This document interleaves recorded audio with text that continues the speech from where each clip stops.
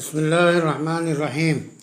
محمد صلی اللہ علیہ وسلم کی شخصیت یورپین دانشوروں کی نظر میں دنیا کے بڑے دانشوروں نے ہر دور میں محمد صلی اللہ علیہ وسلم کی عظیم ترین شخصیت کا اعتراف کیا ہے، اور آپ صلی اللہ علیہ وسلم کی خوبیوں اور کمالات نے انہیں ورطۂ حیرت میں ڈال دیا۔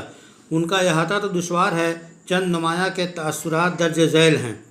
مہاتما گاندھی: میں ایک ایسے شخص کی زندگی کا بہترین حال جاننا چاہتا تھا جو آج کروڑوں بنی نوع انسان کے دلوں پر ایک غیر متنازع تسلط رکھتا ہے۔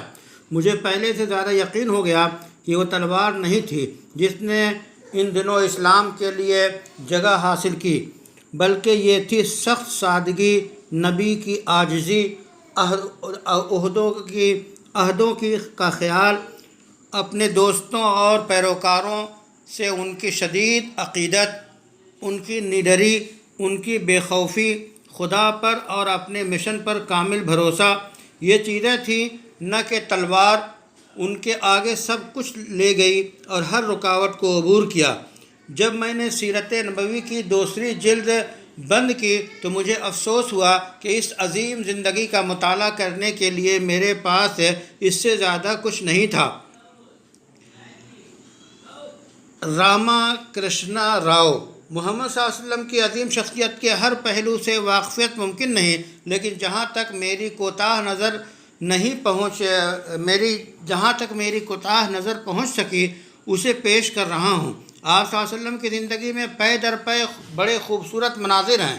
آپ محمد نبی ہیں، آپ محمد میدان کارزار کے ہیرو ہیں، آپ محمد بہترین تاجر ہیں، آپ محمد ماہر سیاسیات ہیں، آپ محمد مقرر ہیں، آپ محمد مصلح ہیں، آپ محمد یتیموں کے ٹھکانہ ہیں، آپ محمد غلاموں کے حمایتی ہیں، آپ محمد عورتوں کو آزادی دینے والے، آپ محمد ایک جج ہیں۔ انسانی زندگی کے ہر میدان میں یہ سارے کردار انتہائی حیران کن اور خوبصورت ہیں، اور آپ صلی اللہ علیہ وسلم کے اندر یہ ساری صلاحیتیں بدرجہ اتم موجود ہیں، اور ان صلاحیتوں کا مالک ہی عظیم ہیرو ہے۔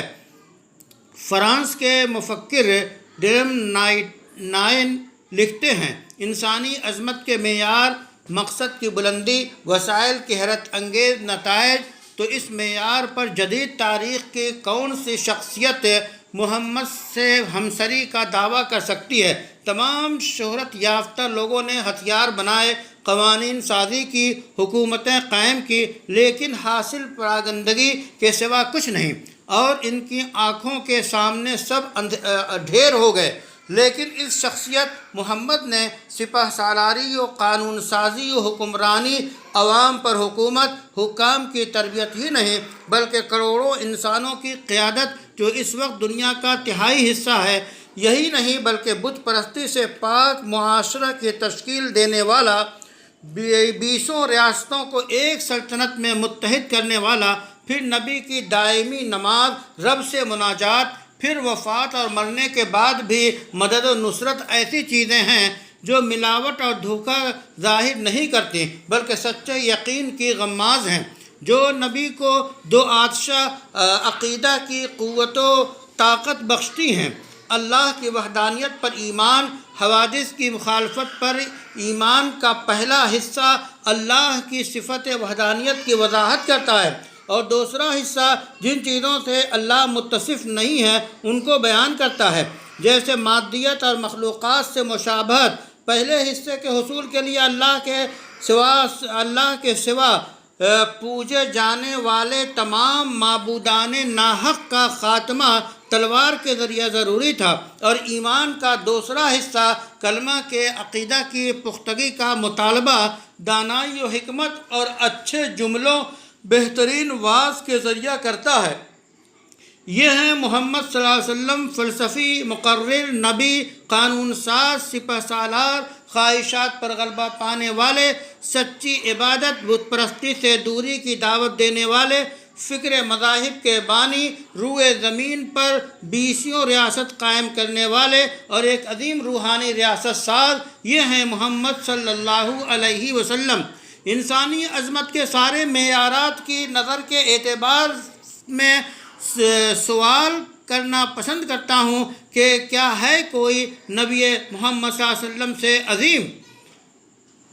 موتیجیمری اس شخص کا اپنے عقائد کے خاطر ظلم و ستم کے برداشت کرنے پر آمادگی و تیاری اور ان لوگوں کی اعلیٰ اخلاق فطرت جو اس پر ایمان لائے، اس کی پیروی کی اور آقا و رہبر سمجھا، اس کے کمالات کی عظمت کے علاوہ ہیں۔ میں سب کچھ اس میں عدل و دیانت کی نشاندہی کرتا ہے جو اس کی شخصیت میں بدرجۂ اتم موجود ہے۔ یہ فرض کر لینا کہ محمد صلی اللہ علیہ وسلم دعویٰ کرتے تھے، مزید مسائل جنم دیتے تھے اور ان کا حل نہیں ہوتا تھا، اور حقیقت مغربی تاریخ کے عظیم لوگوں میں کوئی ایسی شخصیت نہیں ہے جسے محمد کی طرح پیش کر سکیں۔ ڈاکٹر زویمر: یقیناً محمد صلی اللہ علیہ وسلم مذہبی مسلمانوں کے سب سے بڑے قائد تھے، اور ان پر یہ بات 100% صادق آتی ہے کہ وہ بڑے با اثر مصلح تھے، بلیغ و فصیح، جری و دلیر تھے، بڑے مفکر تھے، اور یہ بالکل نامناسب ہے کہ ان کو خوبیوں کے علاوہ نامناسب باتوں سے یاد کیا جائے۔ یہ قرآن جسے وہ لائے، ان کی تاریخ اس دعوے کے صحیح ہونے کی گواہ ہے۔ سانٹ ہیلر: محمد صلی اللہ علیہ وسلم ریاست کے سربراہ، عوام کی زندگی اور آزادی کے نگراں تھے، اور ان کے دور میں جس طرح کے لوگ وحشیانہ زندگی گزار رہے تھے، اگر وہ جرائم کرتے تو ان کے زمانے کے مطابق ان کو سزائیں دیتے۔ وہ نبی تھے، ایک خدا کے مذہب کی دعوت دیتے، طریقہ دعوت پیار، ہمدردانہ، رحمت آمیز ہوتا، دشمنوں کے ساتھ بھی کرم فرما تھے۔ ان کی شخصیات میں وہ ایسی بڑی خوبیاں تھیں جن کا شمار انسانی نفس کی انتہائی بڑی خوبیوں میں ہوتا ہے۔ وہ انصاف اور رحم ہے۔ ایڈورڈ مونٹی: محمد صلی اللہ علیہ وسلم خلوص نیت، حسن سلوک، فیصلے میں انصاف پسندی اور فکر و تصدیق کے اظہار میں دیانتداری کے لیے مشہور تھے۔ حاصل یہ کہ محمد صلی اللہ علیہ وسلم زمانے کے عربوں میں سب سے زیادہ پاکیزہ، مذہبی، انتہائی رحم دل تھے اور نظام کے تحفظ میں بہت سخت تھے۔ انہوں نے انہیں ایسی زندگی عطا کی اس سے پہلے کبھی خواب بھی نہیں دیکھا گیا تھا، اور وقتی مذہبی ریاست قائم کی جو آج تک جاری ہے۔ براڈ-چو: بے شک دنیا کے ایسے شخص کی شدید ضرورت ہے جو فکر محمد سے ہم آہنگ ہو۔ اس نبی نے دینداری کا مظاہرہ ہمیشہ ادب و احترام کے لیے کیا، اور یہ قوی ترین دینداری تمام تر تمدن کو سمو لینے والی ہے جس کے لیے دوامی بقا ہے۔ میں اپنی قوم کے لوگوں کو دیکھتا ہوں کہ اس دین میں سمجھ بوجھ کر داخل ہو رہے ہیں، اور یہ دین یورپ میں بڑی جگہ بنا لے گا۔ قرون وسطیٰ کی مذہبی شخصیات نے جہالت اور تعصب کے نتیجے میں محمد صلی اللہ علیہ وسلم کے دین کی ایسی شبیہ پیش کی کہ محمد صلی اللہ علیہ وسلم کو عیسائیت کا دشمن سمجھ لیا، لیکن میں نے اس شخص یعنی محمد صلی اللہ علیہ وسلم کے بارے میں معلومات فراہم کی تو میں نے اسے عجوبہ روزگار، خلاف عادت پایا، اور اس نتیجے تک پہنچا کہ وہ عیسائیت کے دشمن نہ تھے بلکہ ان کو انسانیت کا نجات دہندہ قرار دیا جانا ضروری ہے، اور میری رائے میں اگر وہ آج کی دنیا کا نظام سنبھال لیں تو سارے مشکلات پر قابو پائیں، امن و کامیابی اور خوشحالی کی طرف دنیا بڑھے۔ سیر موہر: مسلمانوں کے نبی محمد کا نام بچپن ہی سے ان کے شہر کے تمام لوگوں نے متفقہ طور پر امین رکھا۔ ان کے اعلیٰ اخلاق اور حسن سلوک کا کرشمہ تھا۔ معاملہ جو بھی ہو، محمد اس قدر بلند ہے کہ ان کی تعریف بھی نہیں کی جا سکتی۔ جو ان سے ناواقف ہے وہی ان کو نہیں جانتا۔ جس نے ان کی تاریخ کو گہری نظر سے پڑھا وہ باخبر ہے، اور محمد کی تاریخ رسولوں اور عالمی مفکرین کی تاریخ میں سر فہرست ہے۔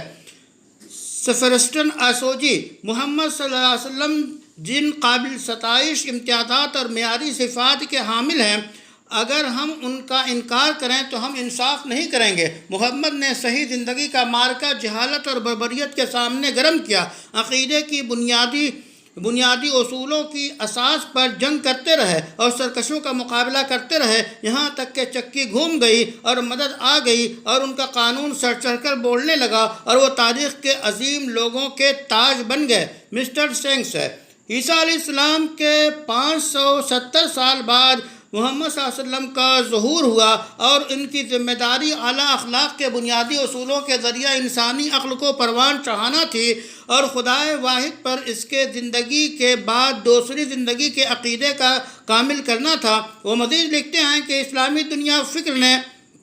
اسلامی دینی فکر نے دنیا کو بڑی ترقیات سے ہمکنار کیا اور کاہنوں، دیوی دیوتاؤں کی قید میں پھنسی انسانی عقل کو آزاد کیا۔ پھر تو محمد صلی اللہ علیہ وسلم عبادت گاہوں کی ہر تصویر اور مجسمہ کو مٹاتے ہوئے خدا کے غلط جسم اور پختہ کے عقیدے کا خاتمہ کرتے ہوئے انسانی فکر کو دومالائیت کے تصور سے پاک کیا۔ آن بیزٹ، جو شخص عرب کے عظیم نبی کی شخصیت زندگی کا مطالعہ کرے اور اس نبی کا کارنامے سے واقف اور لوگوں کو اس نے کیسے علم کے ذریعہ آراستہ کیا کے بارے میں جانے، تو اس کے لیے ناممکن ہے کہ اس نبی معظم کی بڑائی کا اعتراف نہ کرے۔ یقیناً وہ اللہ کے برگزیدہ رسولوں میں ہیں۔ اس کے باوجود چند باتیں پیش کر رہا ہوں جن سے بہت سارے لوگ واقف بھی ہوں گے۔ وہ یہ کہ جب بھی ان باتوں کو میں پڑھتا ہوں تو عظیم عرب معلم کے تئیں ایک نیا جذبہ قدردانی اور ایک نیا اعتراف بلندی محسوس کرتا ہوں۔ کیا آپ صلی اللہ علیہ وسلم یہ ہمیں بتانا چاہیں گے کہ ایک شخص عین جوانی 24 سال کی عمر میں خود سے عمر میں بہت بڑی خاتون سے شادی کرتا ہے اور 26 سال تک وفادار شوہر رہتا ہے، پھر جب 50 سال کی عمر کو پہنچتا ہے جس میں جسمانی خواہشات کم پڑ جاتی ہیں، پھر وہ خواہشات کی سیری کے لیے شادیاں کرتا ہے؟ یاد رہے، فیصلہ لوگوں کی زندگی کے اعتبار سے کیا جائے گا۔ اگر آپ صلی اللہ علیہ وسلم ان عورتوں کے حالات سے واقف ہوں جن سے انہوں نے نکاح کیا تو یہ بات بخوبی واضح ہو جائے گی کہ ہر ایک سے شادی کی اہم وجہ اور اہم مصلحت تھی جس کے اچھے نتائج ان کے پیروکاروں پر پڑے، یا مذہب پر، یا صحابہ کو نفع پہنچایا، یا جس سے نکاح کیا وہ خود تحفظ کی ضرورت مند تھی۔ مائیکل ہارٹ، میری پسند محمد ہیں، تاریخی شخصیات میں سب سے بڑے، سب سے اہم اور سب سے اول۔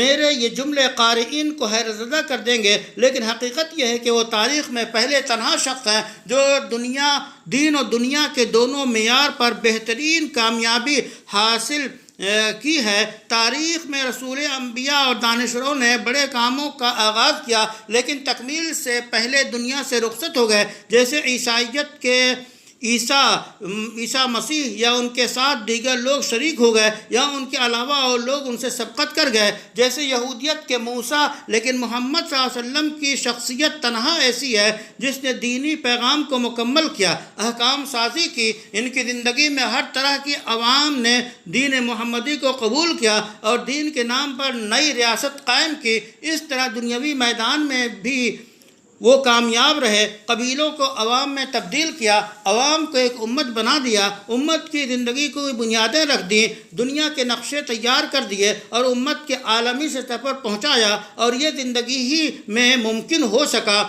یہ آپ صلی اللہ علیہ وسلم ہی کی ذات گرامی ہے جس نے دینی اور دنیاوی کاز کا آغاز کر کے پایۂ تکمیل کو پہنچایا۔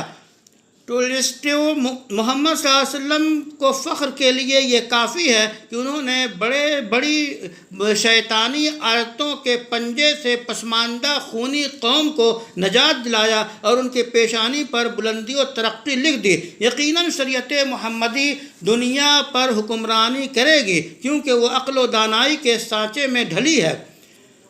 شبرک انسماوی، انسانیت محمد جیسے شخص کی طرف نسبت کرنے پر فخر کرتی ہے۔ وہ کسی سے نہ پڑھے ہونے کے باوجود 1500 سال قبل ایسا قانون لائے کہ اگر ہم یورپین اس کی چوٹی تک پہنچ جائیں تو خوش نصیب ہوں گے۔